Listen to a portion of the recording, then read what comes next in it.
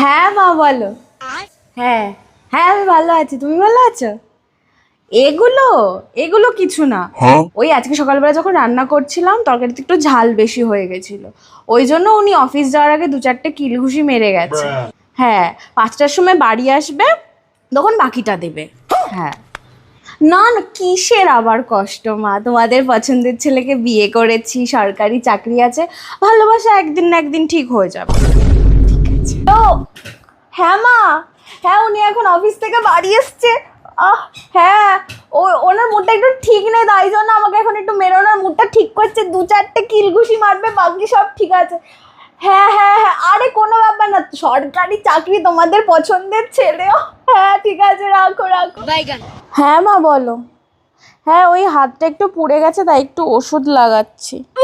হ্যাঁ সকালবেলা ওনার শার্টটা ইস্ত্রি করতে গিয়ে একটু পুড়িয়ে ফেলেছি, তাই শাশুড়ি মা আমার হাতে ইস্ত্রি দিয়ে ছ্যাঁকা দিয়ে দিয়েছে।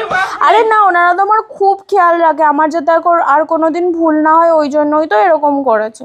বাকি সব কিছু ঠিক আছে, তোমাদের পছন্দের ছেলেকে বিয়ে করেছি, সরকারি চাকরি আছে, ভুল ত্রুটি একদিন সব ঠিক হয়ে যাবে। হ্যাঁ হ্যাঁ মা, এই তো কাজ করছি, বাড়ির সব দেওয়ালগুলো পরিষ্কার করছি মুছে মুছে। হ্যাঁ, দিনের মধ্যে ওই 22 ঘন্টা কাজ করি, বাকি 2 ঘন্টা উনি আমায় পেটান।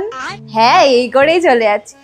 আরে তা কি হয়েছে মা, তোমাদের পছন্দের ছেলেকে বিয়ে করেছি, সরকারি চাকরি আছে, একদিন ঠিক সুখে থাকবো।